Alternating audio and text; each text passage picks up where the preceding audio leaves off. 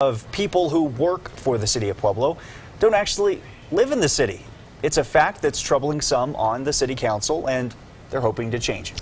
Only on KRDO News Channel 13, Michelle San Miguel spoke with council members and city employees about exploring residency requirements for employees. Michelle. Good evening. The city manager and city attorney are the only two city employees required to live in Pueblo city limits. But in the coming years, that could change.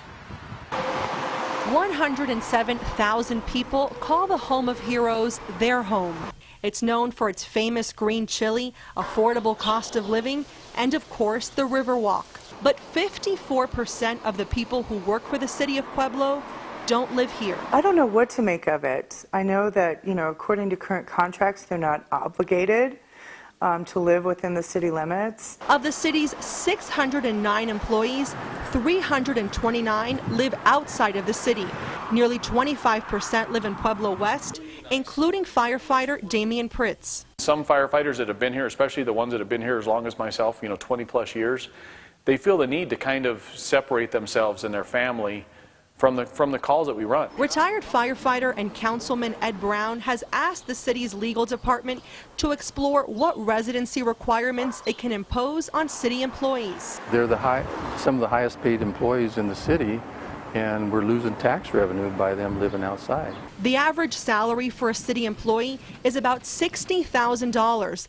The city has seen little growth in sales tax revenue in recent years, and some council members believe having more city employees living in Pueblo will help boost it. By having higher income city employees living within the city limits, it just stands to reason that it's going to drive up our economy a bit.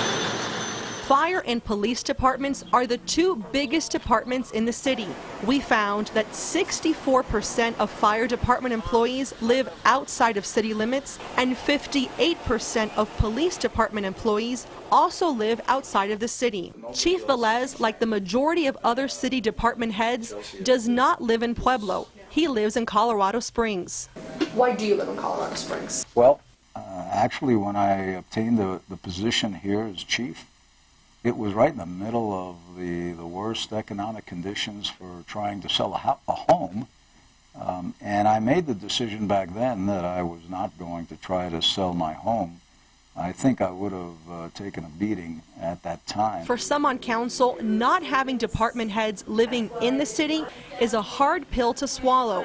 Council President Sandy Daff says she would support requiring newly hired department heads to live within the city. Just simply making it a part of their contract and incentivizing them to live in the city makes sense. But if council decides to impose a tax on employees who are not in the city, a city employee warns this discussion could get ugly. I think a punitive, type system or a punitive attitude is going to get a lot of pushback from the employees. They're not going to want to invest back in our community.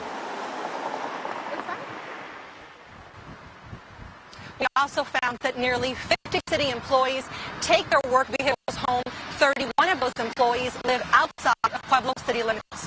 Reporting live in Pueblo, Michelle San Miguel, KRDO News Channel 13. Well, families crowded that